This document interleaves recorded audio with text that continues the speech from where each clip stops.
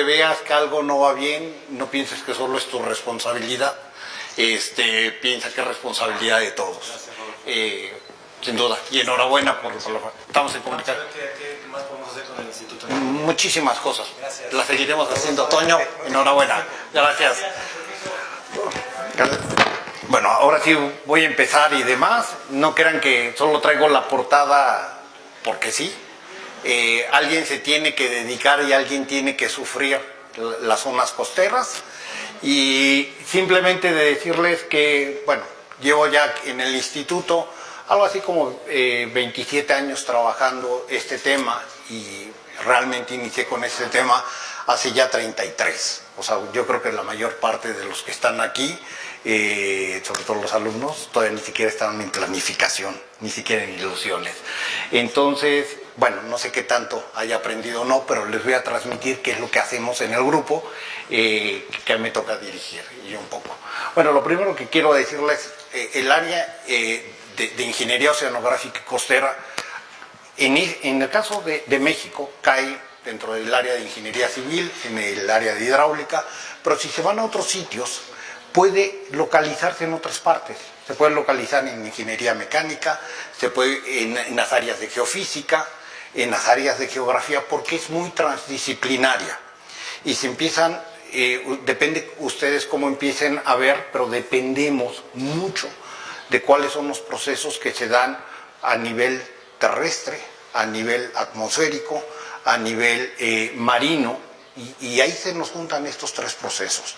Y muchas de las cosas que nosotros vemos, sobre todo la gente que nos gusta un poco el tema del mar, pues este es el resultado de lo que está sucediendo. Entonces cualquier intervención que tenemos en la zona terrestre, la construcción de una presa, que nos cambia, por ejemplo, el régimen hídrico, puede tener efectos muy importantes sobre el tema de la vegetación. Si cambiamos la vegetación, nos cambia los temas, por ejemplo, de cómo se dan estos flujos en la zona, como fricción, por ejemplo, disipación que podemos tener de energía, la protección natural, cambio climático. Es la zona probablemente más vulnerable a cambio climático. Cambio climático no es solo calentamiento de la atmósfera y aumento del nivel del mar, es cambio de régimen de viento, cambia el régimen de viento, cambia el régimen de oleaje, cambia la morfología de la costa, lo que vemos ahora que tiene una orientación, y la evolución es muy rápida.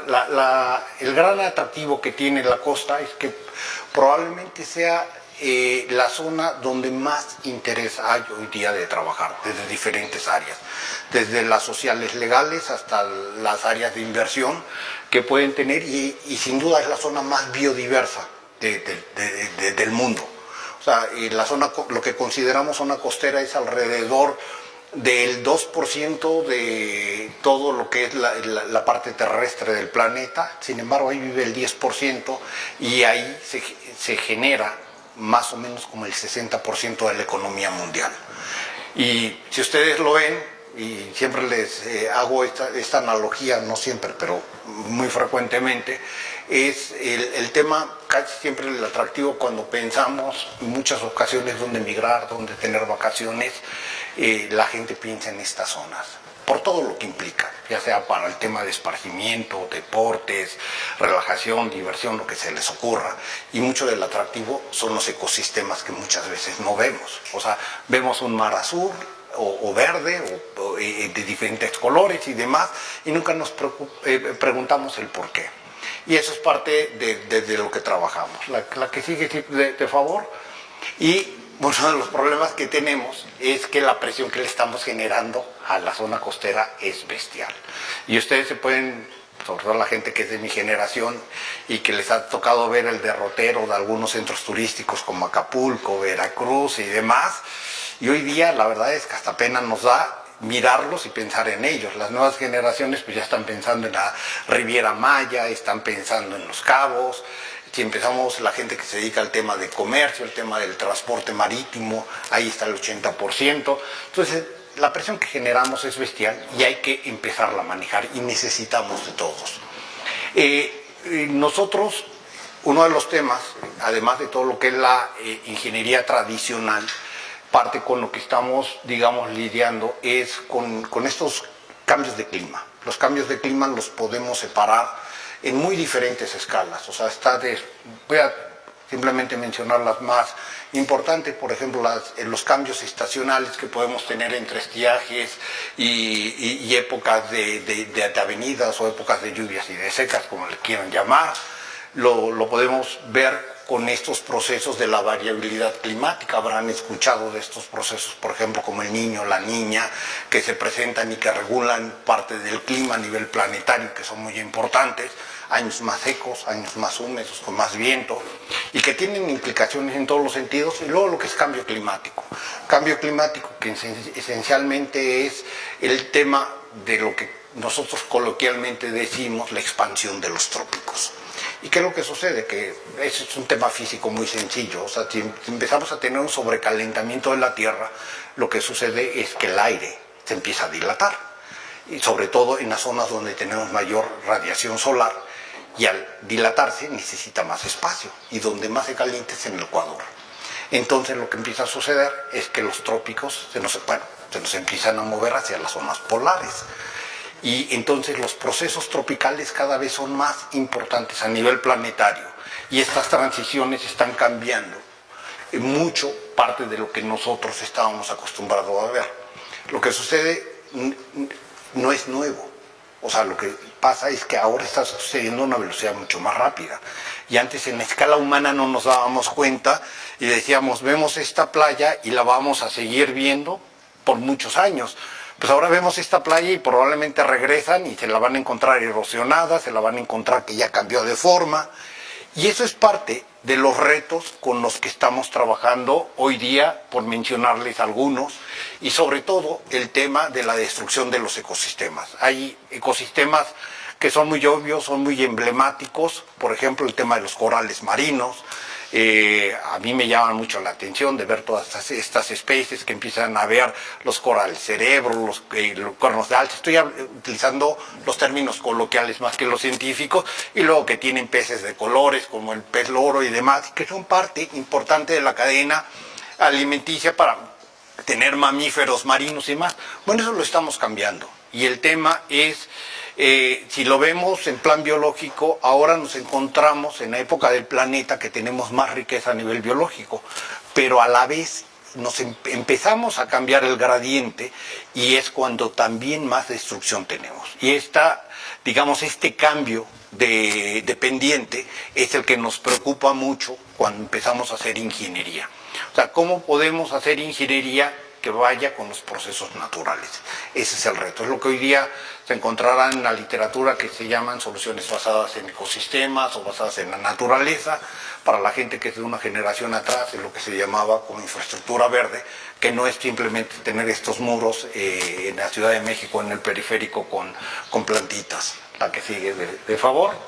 Y entonces, el tema es que no nos debemos de olvidar, particularmente en esta facultad, que parte de los elementos importantes para un ingeniero es tener infraestructura o zonas que sean seguras para las personas, que las infraestructuras sean funcionales, que puedan soportar ciertas cargas.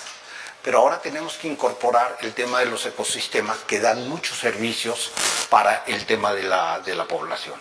Entonces, el reto es cómo tener algo más sostenible en el tema de la costa. O sea, ya no basta con el tema de decir, soy capaz de construir un puente que no se cae y que me va a comunicar el punto A con el punto B. O sea, ¿cómo puedo respetar los flujos naturales que se dan ahí o en una presa?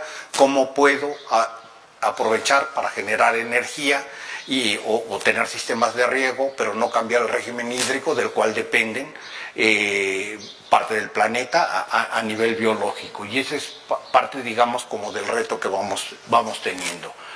Entonces, mucho de lo que hemos estado trabajando probablemente son los dos temas que están más calientes en las zonas costeras. Es el tema de las erosiones, que es el tema de pérdida de terreno, que se puede medir de múltiples formas, y podemos tener diferentes escalas del tema de la erosión.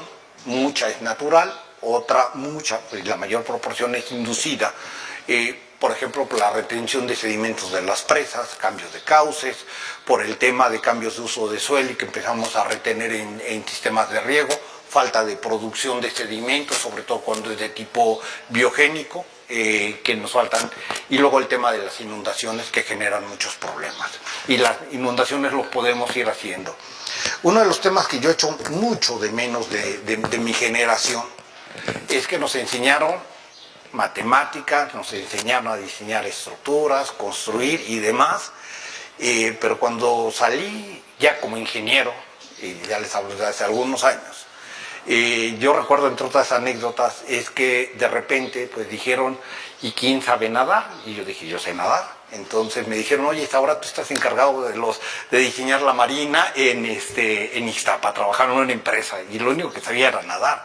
Y llegué, y la verdad es que pues uno toma libros, uno empieza a diseñar, y uno nunca valora las consecuencias, hasta que de repente en el año 88 pegó el huracán Gilberto, en Cancún, y me preguntan a mí, ¿y qué fue lo que pasó? Y yo dije, a ver, me enseñaron muchas cosas, pero nunca a hacer diagnósticos. Y es algo que echo de menos. O sea, yo creo que cualquiera de nosotros va al médico y si no les hace un diagnóstico, ustedes no se empiezan a consumir lo que les dan. Y ese es, creo que parte de los temas que debemos de estar cambiando. Porque muchas veces lo que atacamos es lo que vemos y no sabemos si ese realmente es el problema raíz o el problema raíz está generado por otros efectos. Y eso es lo que hay que estarnos preguntando. Es algo que hemos empezado a trabajar. Yo recuerdo recientemente 5 años, me llamaron en Argentina para ver qué podían hacer con temas de cambio climático. Empezamos a trabajar y ver, y después de hacer una serie de análisis, parte de lo que nos dimos cuenta es que lo que estaban haciendo era que estaban sobreexplotando el manto freático. Entonces, ¿qué era lo que sucedía? Las plantas que dependían de eso, toda la vegetación que dependía del manto freático, se empezó a morir. Entonces, cuando llegaba el oleaje con la marea de tormenta, pues inundaba mucho más, porque no tenía, digamos, esta fricción. Y pues realmente el problema no era costero, el problema no era cambio climático, el problema era de aguas subterráneas. Entonces decíamos, ¿para qué me preguntas a mí? Pregúntale a Josué. Él tiene que resolvértelo de cómo recuperas eso para que puedas recuperar los servicios y que eso esté funcionando bien. Esa parte es la que luego echamos un poco de miedo. Entonces estamos trabajando mucho en el tema de la parte de mitigación, pero tratando de ir más desde el concepto de diagnóstico. Creo que no solo yo, nos tendríamos que involucrar muchos más, quizás como si estuviéramos en la Facultad de Medicina, de enseñarles a las personas, a los estudiantes a hacer diagnóstico. Ese es el primer paso. Si el diagnóstico está bien hecho, lo más probable es que por mucho que se ocupen van a hacer una mejor ingeniería que el que no hace diagnóstico. Entonces, eso es como parte de lo que nos ha llegado, el tema de los diagnósticos. Cuando no están bien hechos, es que como que tenemos un pleito entre dónde poner todos los intereses que son de tipo social, de tipo económico, político por un lado, y que eso nos lleva a la ingeniería tradicional, con la que yo enseñé, que me enseñaron en su día, y que era lo que respondíamos. Respondíamos a tratar de ver una necesidad de las personas y con eso justificábamos. Y hacíamos atrocidades, las hacemos todavía. O un tema de que veíamos que eso podía ser rentable y ponemos el edificio ahí porque va a ser rentable. O simplemente porque venía de una decisión política y ahí había la posibilidad de estar trabajando y ni modo. Pero por el otro lado, se ha generado, y ese es, creo que uno de los grandes retos que tenemos también todavía en la ingeniería, ha ido cambiando en los últimos años, pero por allá de los años 80, principios de los 90, lo que sean de mi generación, habrán notado este cambio súbito que se dio entre que los ingenieros éramos los reyes del mundo y hacíamos lo que se nos daba la gana. Y de repente llegaron los biólogos y dijeron, no, nosotros te vamos a decir qué haces, cómo lo haces y demás.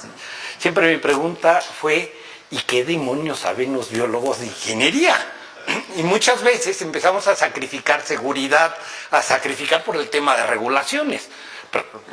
Entonces, pues llevamos 30, 40 años en que parece que unos jalan para un lado y entonces ustedes hacen un proyecto y llegan ahí a la Semarnat presentan en la Dirección General de Riesgo Ambiental y les dicen no pasa. Y dices, oye, pero traigo la mejor ingeniería del mundo. Dicen, sí, pero no. Y cuando ellos hacen las propuestas, no piensan en este tema. Y es parte de lo que hemos estado trabajando. Y entonces, lo que debemos de hacer desde la parte de las ingenierías, pero también desde la parte, digamos, de otras áreas del conocimiento de las ciencias, es ir caminando e ir integrando esto. Es cómo nosotros podemos utilizar los flujos naturales para tener desarrollos más equilibrados y tratar de entender su dinámica y que si nosotros hacemos algo, esto es un ajedrez. Más que un dominó, y cómo podemos empezar a trabajar y de decir cuánto puedo tomar de agua subterránea sin cambiar, por ejemplo, los flujos o de agua superficial o de cambiar un régimen o de ocupar un terreno y que no pierda la conectividad, todos los ecosistemas que necesitan. Y eso es parte de lo que hemos estado trabajando. Hemos estado trabajando mucho con gente de otras disciplinas, y no solo de disciplinas, me refiero a las áreas biológicas o a las áreas físicas, también entre las ingenierías. Yo cuando empecé con esto me encontré un gran divorcio, por ejemplo, en las mismas áreas de la ingeniería civil. Entonces yo llegaba y decía, pues mira, ¿sabes qué? Tengo que construir una estructura y necesito a alguien que sepa de geotecnia marina.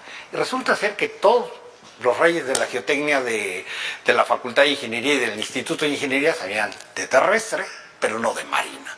Entonces, cuando ya le cambiabas la densidad del agua, le empezabas a meter que no era 100% agua, sino que tenías producción biológica y entonces tienes gases, y empiezas con que el tema de la temperatura, que ya no la puedes considerar tan estable y demás, pues decían, ¿sabes qué? Yo para eso no estoy preparado, ese es de área de ustedes.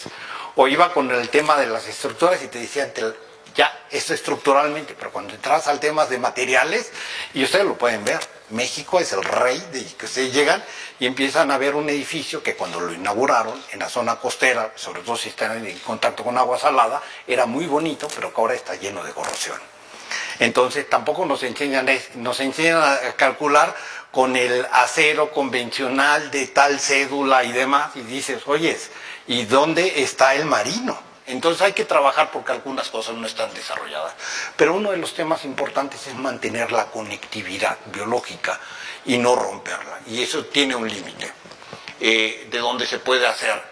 Y la otra es que también, bueno, ese es un problema que tenemos muy serio, sobre todo los que estamos desde las áreas de la investigación, más que los ingenieros de a pie que tienen que resolver los problemas, los todoterrenos.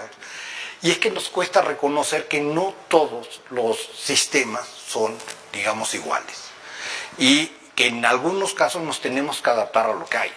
O sea, lo que no puedo llegar yo decirles en Acapulco, están en zona de riesgo y vamos a demoler todos los edificios que están aquí, allá y demás. Tenemos que construir puentes que den viabilidad a todo eso. Entonces, la manera en que podemos actuar en un sitio que está preservado ecológicamente muy bien, es diferente el criterio de sitios donde ya tenemos intereses o riesgo humano. Entonces, esta parte hay que irlo viendo, y esta parte hay que ir pensando que probablemente en escala de nuestro tiempo, lo más que vamos a lograr es cambiar la dirección en cómo se explota, y probablemente la siguiente generación es la que va a empezar a ver los resultados de empezar a tener más áreas verdes, de tener más áreas naturales, pero hay que trabajar con lo que hay y hay que respetar toda esta parte. Uno de los problemas que tenemos, por ejemplo, en el Caribe mexicano, hay varios problemas. Podríamos estar hablando del sargazo, podríamos estar hablando del tema de seguridad y demás, pero es el tema de la pérdida de los ecosistemas, que son los que proveen, por ejemplo, de la arena a las playas. O sea, esa arena blanca no viene de tierra. La península de Yucatán es toda kárstica, no tiene ríos superficiales y demás. Si perdemos a los corales, perdemos la arena y perdemos las playas. Si perdemos un poco de playas, pues empezamos a perder, por ejemplo, el principal motor de la economía mexicana, que se llama turismo. Aunque nos duela decirlo, el turismo es lo que nos mueve.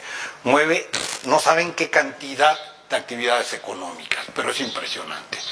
Entonces, con esto, digamos como introducción, parte de lo que estamos intentando es no reinventar, porque a veces nos da mucho de que nos ocurrió algo y ni siquiera de revisar quién ha trabajado y quién no ha trabajado en el tema, le ponemos un nombre y decimos, mira, soy un genio y salgo con eso. Intentamos un poco ver qué es lo que ha hecho la gente. Yo me encontré en los últimos años un libro fenomenal que se llama The Man and the Nature, que es de George Marsh, y es un libro que se escribió en 1864. Yo dije, me lo deberían de haber puesto en la carrera, de ver, por ejemplo, en países como Dinamarca, Holanda y demás, todas las atrocidades que hicieron a nivel ecológico y por qué no tienen tanta riqueza, y que nosotros estamos repitiendo 150 años después de lo mismo. Y leyendo ese libro, parte de lo que creo que tenemos que hacer los ingenieros es trabajar con estos conceptos de conectividad, integración, un enfoque multiescala. Tenemos que trabajar desde las escalas globales hasta las escalas de nanos muchas veces, y que al final tenemos que pensar en la multifuncionalidad, porque normalmente cada solución tiene. Entonces, uno de los conceptos que tenemos es que cuando está en equilibrio, tratar de mantener ese equilibrio. Cuando se puede restaurar, empezamos a restaurar, pero cuando no podemos restaurar, lo que hay que intentar es mimetizar a la naturaleza. O sea, si construyo una presa, porque necesito agua para riego, necesito agua para electricidad, lo menos que puedo hacer es tener la presa y luego, por ejemplo, tener una segunda estructura. Entonces utilizo según mis necesidades el agua. Cuando llega a esa zona, lo que puedo hacer es empezar a mimetizar, por ejemplo, el régimen hidrológico, y mantengo el caudal ecológico que necesitan todo lo que está aguas abajo. Oye, dicen, pero es que no todo va para abajo, hay peces que suben. Oye, le pones una escalerita a los peces, que hay escaleras de peces en muchos lados en el tema de las presas. Y empezamos a mimetizar. O aquí se me cae sedimento, drago y lo pongo por acá, y doy mantenimiento y mantengo esta riqueza. Cuando no se puede, pues ni modo, hay que reubicar o demoler directamente, cuando no se puede mantener. En el tema del trabajo, nosotros trabajamos a diferentes escalas. La que normalmente llama más la atención, porque es la que está a la mano, es empezar a trabajar en la escala de laboratorio. Escala de laboratorio, nosotros tenemos la posibilidad de tener dos canales de oleaje, y tenemos un pequeño laboratorio de geotecnia marina. Mucho de lo que hacemos es a nivel experimental con estructuras vivas, inertes, para tener datos, para entender, para modelar numéricamente, para replicar lo que hay en campo. Uno de los canales tiene 40 metros de largo, 1,20 metros de profundidad, 80 de plantilla, el otro es más pequeño. Podemos tener oleaje con corriente, solo corriente, oleaje y viento en cada una de estas instalaciones, tratando de poder tener condiciones más controladas. Entonces, muchas veces tenemos que trabajar con este tipo de soluciones, pero a veces tratamos de decir, oye, voy a poner una estructura, voy a tratar de mimetizar, de incentivar, de mantener todo el tema de los equilibrios. Otro de los temas que también hacemos y que nos encanta, todos son videos por ahí si le das clic y demás, es que trabajamos mucho con modelos numéricos. Trabajamos desarrollando modelos numéricos, adaptando modelos numéricos. Trabajamos la verdad es que son temas muy especializados, muy parecido probablemente a lo que hace el tema de Josué. Estamos trabajando con modelos que se llaman de SPH, que es por ejemplo el Dual Physics o PenFOAM. Estamos trabajando con todos estos que existen, hacemos tu rutina, pero también empezamos otro para tratar de reproducir en pequeña y gran escala lo que vemos en el laboratorio y lo que vemos en campo. La que sigue, de favor. Y lo que les digo, a veces entramos de esta parte conceptual, que nos estamos viendo el ombligo, y de repente pues levantamos un poco la cara y empezamos a resolver problemas a más escala. Esos son, por ejemplo, algunas ilustraciones de proyectos en los cuales hemos estado involucrados.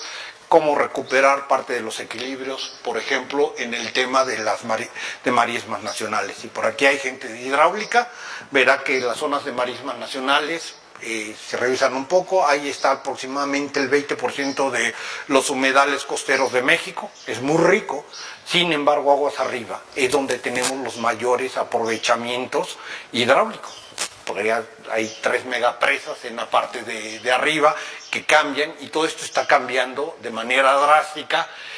Muchas veces lo que hacemos no solo es trabajar aquí en México, a veces hay que sufrir otras playas en el Caribe como en Barbuda, Trinidad y Tobago, Bahamas, pero bueno, eso es parte de lo que luego hay que hacer, pero hacemos, muchos de los modelos son desarrollados por gente, me refiero a los estudiantes, y con asesoría de gente como los profesores que están aquí para poderlos hacer. La que sigue, parte de lo que hemos estado trabajando últimamente es mucho con el sector hotelero en varias partes, no solo de México, pero también de fuera de México. Este es uno de los casos bien interesantes. Llegó una empresa turística a la zona de Puerto Morelos. Puerto Morelos, para quien no lo ubique, está entre la Riviera Maya y lo que es Cancún. Es una zona preciosa, de las más bonitas que hay en el Caribe.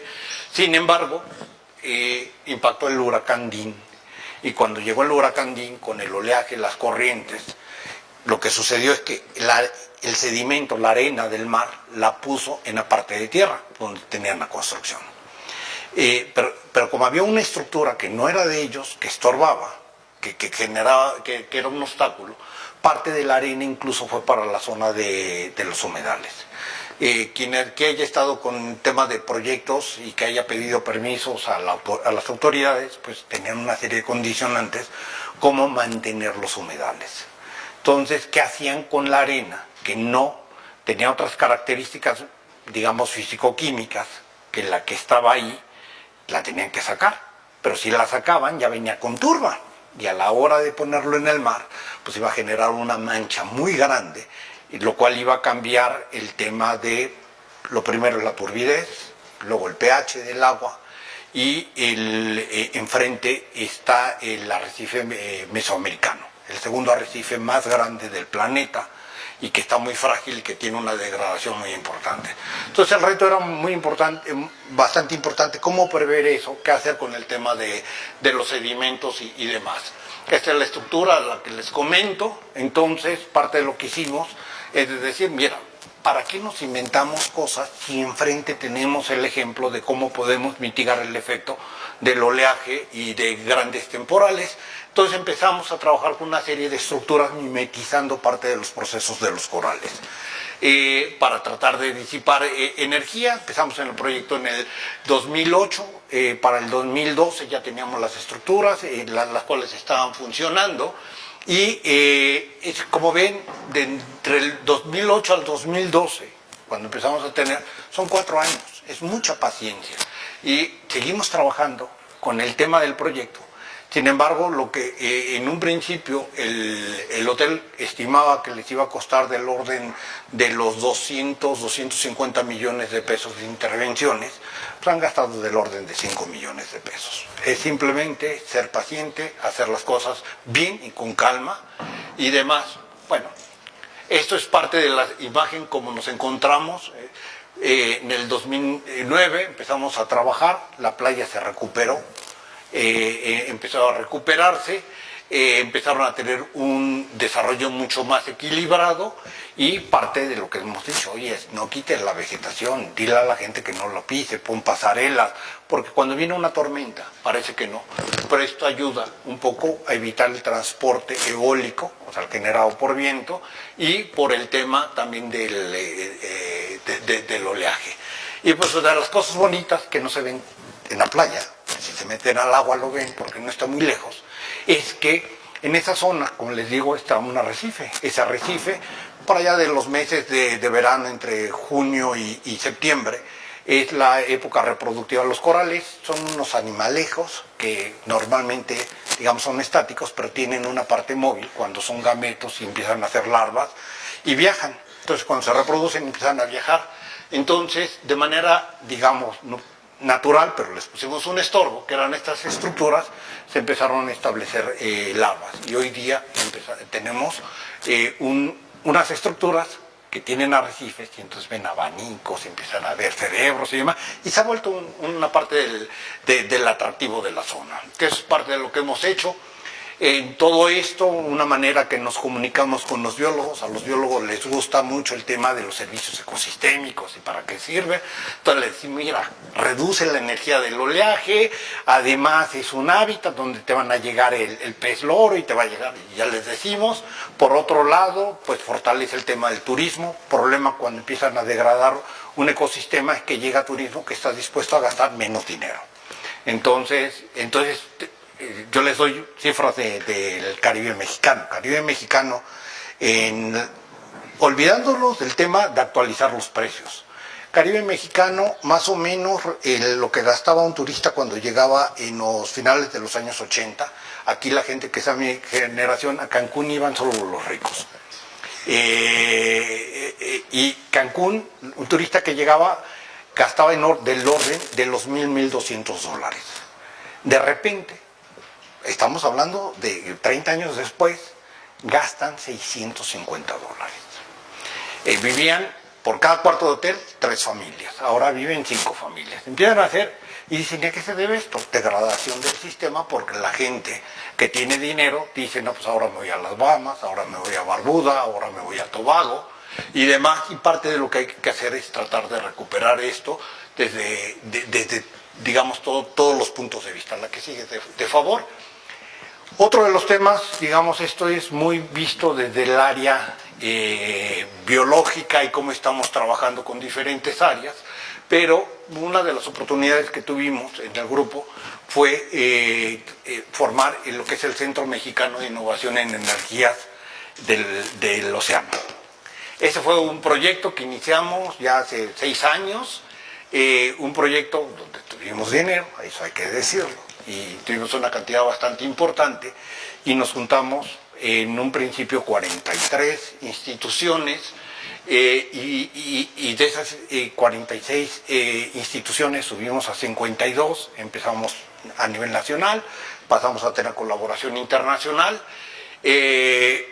Promedio hemos trabajado entre 600, 800 personas ahí, o sea, más grande que mi instituto, que el Instituto de Ingeniería, y la mayor parte de la gente son alumnos. De hecho, hay una asociación dentro del mismo semioceano que la llevan los alumnos. Ya tenemos una asociación civil que es como si fuera el Colegio de Ingenieros Civiles, pero que se dedica a eso, y lo que hicimos fue formar 2 tipos de grupos.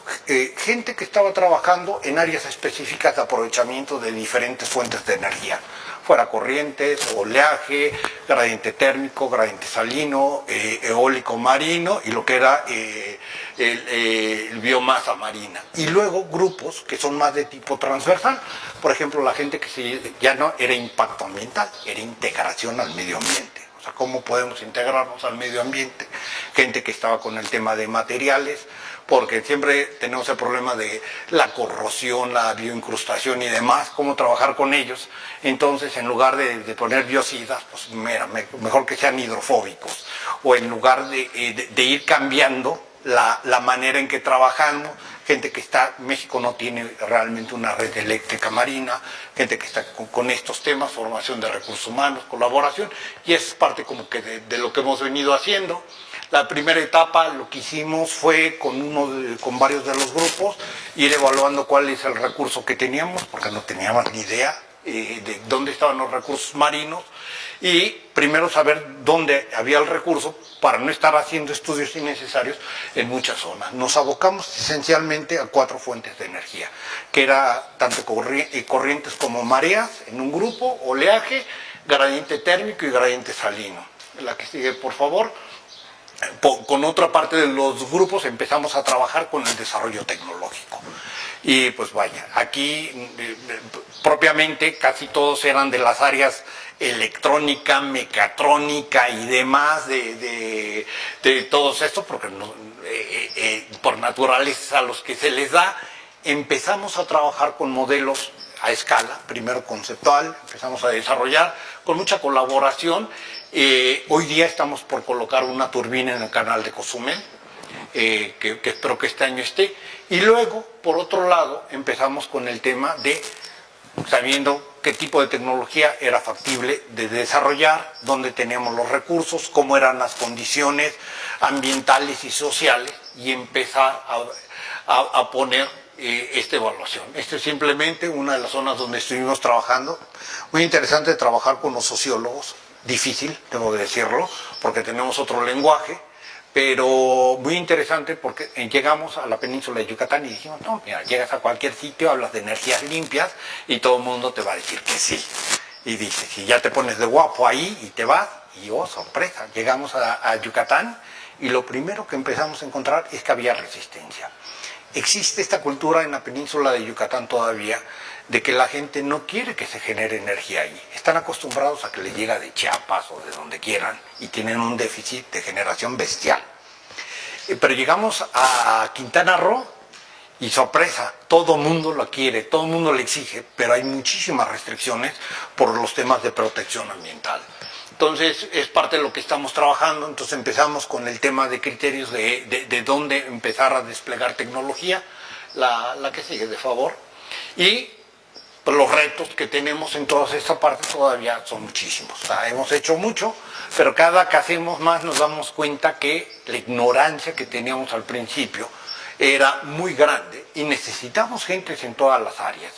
El proyecto como tal, el proyecto fue financiado después de los acuerdos de París, de la COP.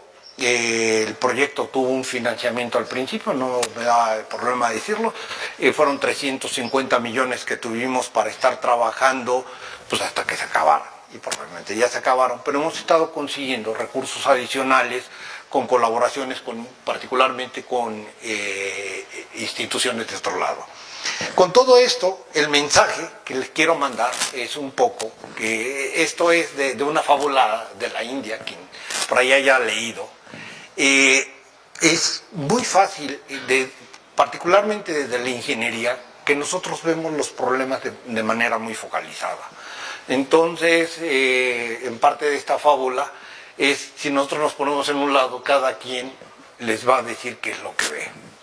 Y lo que ve no es exactamente lo que es. Pero si nos juntamos todos y empezamos a trabajar, pues no vamos a llegar a formar exactamente el elefante, pero va a ser algo más parecido al elefante que si solo empezamos a ver una parte del tema de la historia.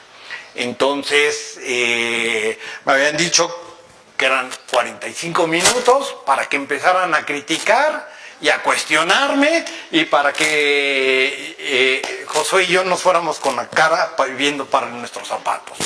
Entonces, abierto a cualquier tipo de pregunta, cuestionamiento, sea de esto o sea de cualquier cosa, porque estamos en una universidad.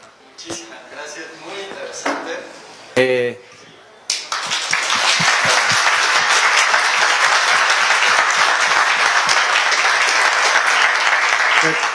Es momento de preguntas. Los estudiantes los animamos a los preguntas. Académicos, los que están transmitiendo, quien sea. Si no, yo pregunto, que también doy clases y sé preguntar. Sí. Aquí hay una pregunta. Muchas gracias por tu presentación, por venir aquí a la facultad. La verdad es que es un gusto escucharte. Me vienen muchas cosas a la cabeza. Me acordé cuando fui a Playa del Carmen en los 80s, hace mucho. Y tienes razón, era un pueblito de 4 cuadras. Y ahora tenemos este problema, quizá no muy claro, del Tren Maya. Entonces, ¿qué opinas tú de la construcción del Tren Maya en lo que es el impacto a las costas y a las zonas marítimas de esa zona?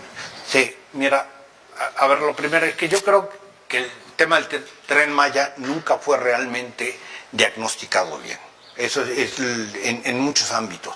A mí lo que más me sorprendió cuando lo vi, aquí no sé si haya gente de vías terrestres, alguien que se dedique de los ingenieros, que haya ingenieros civiles, pero si no, seguro que ustedes conocen o han transitado por carreteras. O sea, ustedes transitan una carretera y llegan y pasan, por ejemplo, el peaje o la cuota, dan, y no se encuentran cada 5 metros una estación de servicio que les pone gasolina. O sea, primero se hace un estudio de cuál es la capacidad de carga que tiene y dónde puede ser negocio. Entonces dicen, oye, mira, ¿sabes qué? Esta carretera, por el tipo de tránsito que vamos teniendo, vamos a poner una estación de servicio cada ciertos kilómetros y qué tipos de servicios. En este caso, lo que es la parte turística, que a ti te debe de haber tocado, alguien llegó y dijo, oye, mira, hay tantos terrenos, cambian tantos hoteles. Nadie se cuestionó cuál es la capacidad de carga ambiental, social que tienen. Entonces empezamos a tener de estos pueblitos, por Playa del Carmen, que tenía un pequeño aeródromo en los años 80 y que era con el que ibas o te ibas en una cosa que parecía una tabla, te dabas una mareada para ir a Cozumel, bastante rica. Y era lo que había, pero en ese entonces la gente estaba, digamos, el tipo de turismo que llegaba gastaba y generaba una derrama. Hoy día, ¿qué es lo que sucede? Hoy día llegas y vas a la misma zona y te encuentras el all inclusive. Digamos, en este proceso de degradación, el turismo que más derrama genera es el que paga el hotel. Y luego ustedes salen durante el día y van y consumen en un restaurante, y van y consumen en una playa, y se empieza a generar, digamos, esta economía que penetra muy bien. Bueno, ese es del mejor turismo que pueden tener a nivel económico. Luego entra el all inclusive, que es la Riviera Maya hoy día. Y el peor es el que tiene ahora Cancún. Departamentos, o sea, cuando eso ya no da, pues entonces mira, vendemos el departamento, porque ¿qué es lo que hace la gente? Pues llega, se va al súper, compra en el súper, cocina en la casa, se queda en la casa y no genera economía local. Y es parte de lo que se está fomentando hoy día, que la gente tenga ahí este tipo de economía. ¿Qué es lo que sucede? Que al final, en todos estos cambios empezamos a generar una sociedad mucho más vulnerable. Que la gente que se fue para allá no es porque se iban a encontrar Cobá, Chichén Itzá, Tulum, ni siquiera mucha gente de la que se fue a vivir era por lo bonito que era Cacumal o Cancún en su día. La gente va porque quiere vivir mejor, va por dinero. Pero ¿qué es lo que sucede si luego de toda la gente que llega empieza a tener estrés económico? Entonces empieza a dedicar a cualquier cosa y empezamos a tener sociedades más violentas. Y yo creo que esas dos partes fundamentales nunca fueron puestas sobre la mesa. ¿Cuál es la capacidad de carga que tenemos ahí? Luego puedes revisar por la parte biológica. Y en estas prisas de sacarlo, pues se les olvidó consultar a los hidrólogos o a los hidrogeólogos, depende quién lo diga, se les olvidó consultar a los sociólogos y demás. Entonces lo único que estaban viendo es cómo llevo más turismo. Y yo les diría a ustedes, si ustedes fueron realmente dueños de esos, ¿qué prefieren tener? Como puede ser en Bahamas, incluso Costa Rica, pongo de ejemplo Costa Rica. Costa Rica tiene muy poco turismo realmente en volumen, pero el turismo que va paga y es caro. O prefieren tener un turismo masivo que derrama muy poco. Entonces yo, digamos que son de las cuestiones que no se pusieron sobre la mesa. Y creo que sí vale la pena. Ahora ya está hecho eso y dices, ¿está todo perdido? Bueno, no tanto. O sea, al final, pero tienes que cambiar la tendencia. O sea, el problema es seguir creciendo en eso, porque entonces ya no va a ser toda la Riviera Maya, vas a estar afectando la parte que va de Cancún hacia la zona de Valladolid, todo lo que va comunicando, y entonces vas a ir fraccionando. Recientemente, probablemente tú sabes mucho más que yo, porque eres más culto y más informado que yo, pero un problema que tienen ahora en Yucatán es que se empieza a batir enormemente el manto freático. Y estamos hablando de metros, pero además no solo eso, cuando se abate, este señor sí sabe, yo me lo invento. Pero cuando se empieza a batir, si tenemos la primera capa contaminada, que es lo que sucede porque no tienen drenaje, entonces la contaminación se nos queda más abajo. Si llegan lluvias, se infiltra y empiezan a correr, lo que vamos a hacer es que ahora la capa que no tiene calidad para consumo humano va a ser mucho más grande. Entonces van a tener, como en Lago Victoria, mucho fluido, pero que viendo de lejos. Y eso es parte de las cuestiones que deberíamos empezarnos a cuestionar. Los que son alumnos no lo vean desde el punto de vista negativo. Les estamos dejando mucho trabajo. Les estamos dejando muy grandes retos porque sabemos que son más capaces que nosotros. O sea, lo que este señor y yo podamos hablar es simplemente para que digan, un ingeniero de un problema tiene que generar una oportunidad. No se les olvide eso. Entonces, que nosotros hayamos hecho las cosas mal es simplemente para garantizarles que tengan trabajo, y trabajo bueno. ¿Alguna otra pregunta? Sí. Hola, buenas tardes. Muchas gracias por la plática. Estuvo muy interesante. Y bueno, mi duda es respecto al proyecto que tienen en Puerto Madero. Si se espera que haya una recuperación total o parcial del coral y en tal caso, ¿cómo estarían afectando estas estructuras artificiales y si existe un plan a largo plazo para ellas? Sí, mira, el tema del crecimiento de los corales es muy complejo. Todavía seguimos trabajando. Y seguimos aprendiendo. O sea, al final podríamos entrar en un tema ético a discutirlo. A ver, si eres una persona, digamos, que realmente quieres respetar la naturaleza, pues tienes que respetar todos los procesos de que una especie, digamos, nace, crece, madura, envejece y tiene que recuperarse. Y en ese proceso hay la muerte.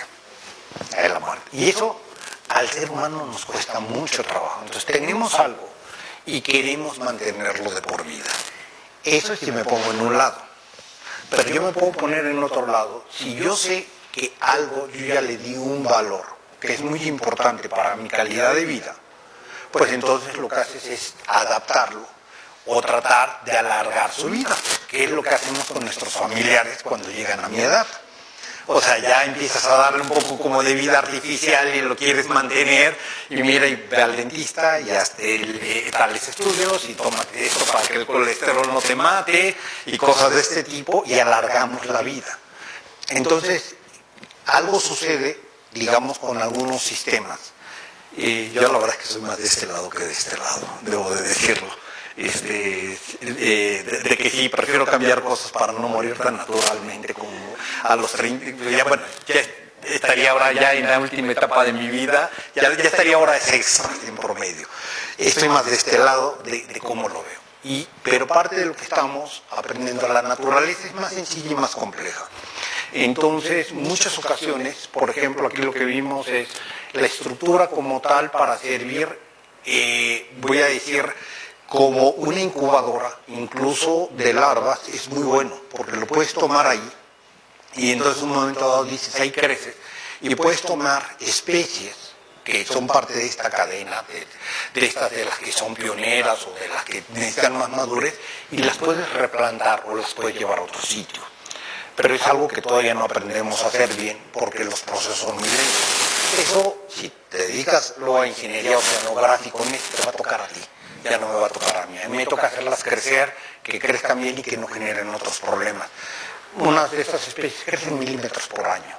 Es muy lento, pero tiene muchos beneficios en esta conectividad.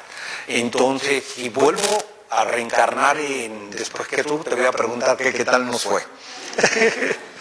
Procesos de muy largo plazo. ¿Tenemos otra pregunta? Muchas gracias, Rodolfo. Realmente, la presentación todavía la trato de digerir en el ámbito de cómo aquí los estudiantes de Ciencias de la Tierra podemos tener un área de oportunidad en la cual hemos creado otras, ¿no?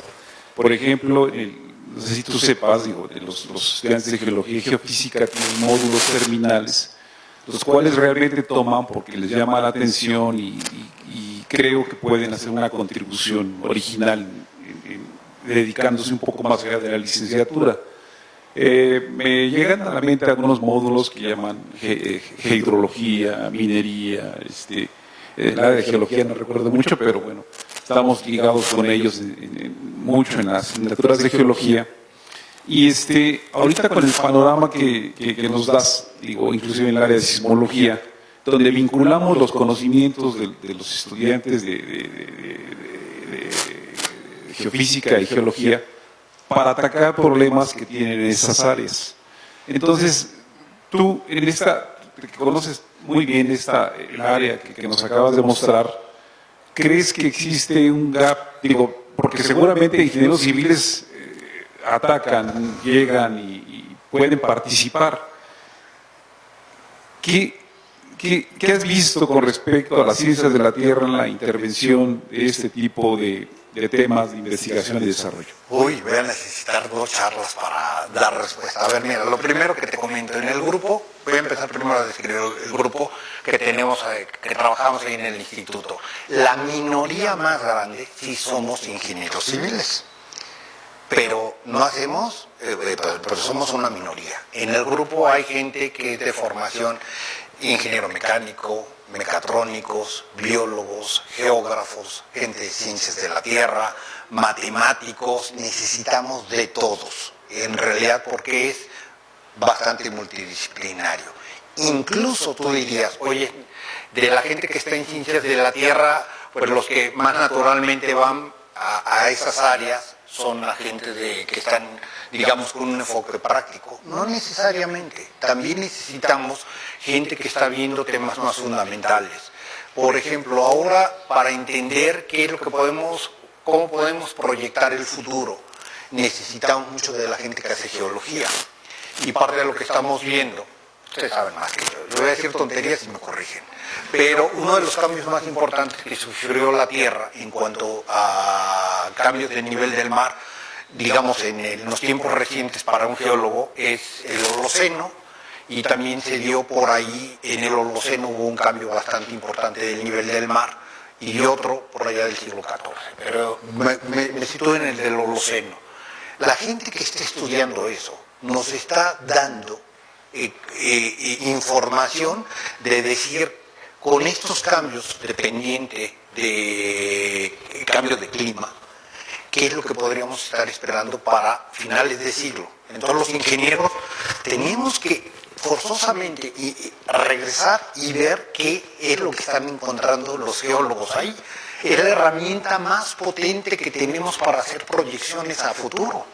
De hecho, uno de los temas bien interesantes que me tocó estar trabajando con un astrónomo hace unos años, un astrónomo argentino. Yo quería entender un poco más de cómo hacer estas predicciones de cambios de niño, niña y toda esta parte. Y él me dijo, oye, tienes que mirar al sol. O sea, a ver, lo que sucede, en mi entender, muy barato se los voy a explicar. Al final, la Tierra y el Sol son 2 cuerpos celestes, que son 2 cuerpos magnéticos. Entonces tienen polaridades diferentes, digamos, en sí mismo. Entonces, cuando están de cara, digamos, viéndose una cara a la otra, voy a decir un negativo, hay se repelen, pero nos puede tocar que cambie y que quede en positivo, negativo o positivo, positivo. Y esto va cambiando, porque hay cientos de movimientos relativos que se dan y que se acercan. Y entonces todo lo que es la termodinámica, los cambios de calor que se dan, él me decía, cuando tú empieces a ver que se pueden ver todos estos hoyos negros en el Sol, pues quiere decir que tiene negativo positivo. Y entonces que va a ser más fuerte el tema de la atracción y más fuerte el efecto del niño. No, nunca me he terminado de meter a tratar de entender el todo, pero ya le pregunto mejor a un astrónomo. O sea, trato de comunicarme, pero es que aquí todos somos útiles. Entonces a mí, ¿qué área de oportunidad quieres? Oye, es que me llega alguien que tiene una formación muy matemática y que le gusta la parte de métodos numéricos y demás, mira, modelado. Oye, alguien que le gusta andar en bermudas y demás, mira, vámonos para la playa o lo echamos al mar. Hay para todos y te digo, somos una minoría. pero nos ha tocado en ocasiones que la mayoría en el grupo es gente que es más de las áreas de electromecánica, porque estamos desarrollando más dispositivos y no necesariamente necesitamos gente que le guste meterse al agua, hay gente que lo puede hacer en el laboratorio. De hecho, llego todavía más, hasta trabajamos en ocasiones con las actividades deportivas, con parte de lo que hacemos, porque para validar modelos numéricos, a veces los que compiten para la UNAM, nos metemos en uno de los canales, vamos con las cámaras de alta velocidad y empezamos a caracterizar turbulencia. A ellos les sirve para mejorar las técnicas de nado y a nosotros para tener algo con lo cual podemos estar validando. Y además que no cuesta mucho, porque es una lata de frijoles o 2 bolsitas de Maruchan y listo, el que viene. Y además no se quejan. Entonces, todos. Si me dices, ¿quiénes? Todos. Simplemente es que les gusta estar ahí. Y si les gusta la montaña, también pueden ser útiles ahí. Sí, una última pregunta. Perdón. Tengo varias, pero no, hago una. Respecto a riesgos de tsunamis en zonas costeras del Pacífico, ¿cómo están haciendo los ingenieros civiles para preverlos? No, para preverlos ni en broma. O sea, no estamos haciendo absolutamente nada. Eso es muy fácil de responder. ¿Qué es lo que podríamos hacer? Muchísimo. Y lo que necesitamos es, de hecho, un poco el tema de la relación con Josué sale a partir de, es medio raro, pero cómo se da, pero una colaboración con el tema de sísmico, tsunamis y con el tema de riesgo en zonas costeras. Y hay preguntas muchísimas. Desde, bueno, el tema del modelado más o menos lo llamamos la última pregunta que teníamos nosotros. La primera colaboración fue, el caso que se tomó fue Zihuatanejo, que estuvimos trabajando ahí con temas de inundación y demás, pero la primera pregunta que había que responder es, si se da un tsunami, este señor puede gritar y hacer a todo el mundo decir, corran. ¿Qué le dicen a la gente? ¿Dejan la puerta abierta y las ventanas abiertas o cerradas? Cerradas.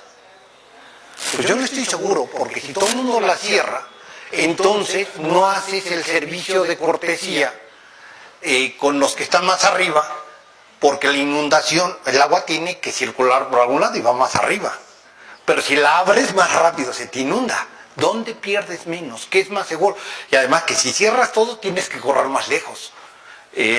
Vas más arriba. Ese tipo de preguntas hay que hacérselas a Josué. De decir, ¿qué le dice a la gente cuando corran y no cierren la puerta? Y demás, o cierren la puerta. Cosas así de sencillas, que cuando tienen que reaccionar, a nosotros nos tocaba de un sismo y busca un marco. Y ahí estabas buscando donde te ponías en medio y estabas en el segundo piso, en medio del sándwich, bailando de un lado para el otro. Ahora va cambiando y cada vez, y con cosas muy simples. Entonces, ¿qué podemos hacer? Un montón. ¿Qué hacemos? Nada. O sea, pero hay mucho por hacer. Y para eso tenemos, mira, aquí vienen los que nos van a mejorar, los que nos van a corregir la página. Pues muchísimas gracias. Invito a los estudiantes a acercarse con el doctor Rodolfo. Claramente es un experto. Ha trabajado, yo tuve la oportunidad de conocer su laboratorio. Todo, ¿no? Entonces, aquellos que están interesados en oceanografía, en ingeniería costera, acérquense. Muchísimos proyectos, muchos estudiantes. De hecho, un amigo mío empezó el doctorado en su grupo, Enrique, que ahorita está en Holanda. Que está en Holanda. Entonces hay muchas oportunidades y creo que geología, geofísica están íntimamente ligadas y hay que aprovecharlo. A nombre de nuestro jefe de división, le otorgamos su constancia. Okay. Muchas gracias. Muchísimas gracias por su charla. No, al contrario, y quieren, estoy aquí al lado. En el posgrado dicen que el edificio donde estoy es la clínica del ISSSTE. por el tipo de edificio que está. Está entre lo que es la biblioteca Enzo Levi, que es de posgrado, y lo que es el posgrado de ingeniería. Está ahí medio escondido. A la mitad entre aquí y el anexo. Sí y no. Donde destruyeron la roca es el edificio que está abajo, que es el 18. Nosotros sí fuimos menos, nosotros demolimos estos edificios viejos que había y sobre esos construimos, pero aprovechando que los de electromecánica fueron los que construyeron para abajo. Pues no tanto, pero pudo haber sido peor. Muchas gracias a todos, los esperamos en la próxima conferencia. Gracias. Sí. La otra va a ser mejor, es que así prepárense.